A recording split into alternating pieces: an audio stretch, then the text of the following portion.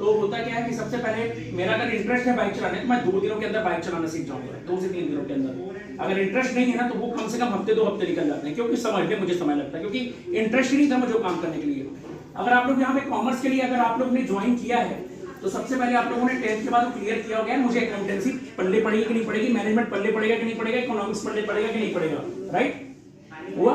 जब वो चीजें क्लियर की नहीं तो आप फिर मैथ में चले जाते ना, राइट, साइंस बैकग्राउंड में चले जाते हैं या फिर आर्ट्स में चले जाते हैं, ह्यूमैनिटीज वगैरह में कर लेते हैं, करेक्ट। लेकिन आपने क्यों चूज किया? क्योंकि वो चीजें आपको समझ में आ रही थी और उसमें धीमे धीमे करके क्लियर हो जाती हैं, ठीक है।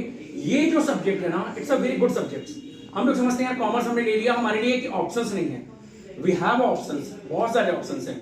मैं कुकिंग की बात करता, अगर किसी को कुकिंग का अच्छा शौक है, go with the hotel management, BHMCT का प्रोग्राम होता है, इसका भी एक नेशनल लेवल टेस्ट होता है, NCH में एक टेस्ट लेता है, इसका नेशनल होटल मैनेजमेंट का एक टेस्ट होता है, वो लेता है।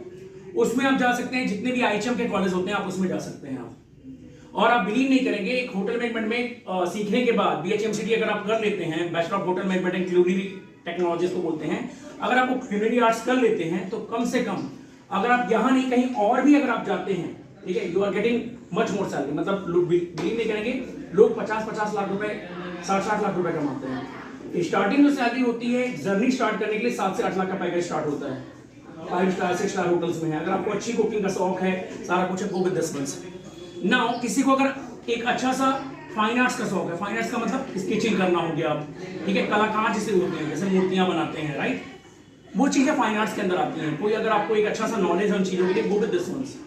BFA का कोर्स होता है उसका, bachelor of fine arts, then FA, MFA, then उसके बाद आप किसी भी कॉलेज में, किसी भी स्कूल्स में आप दे सकते हैं स्टडी, परफॉर्मिंग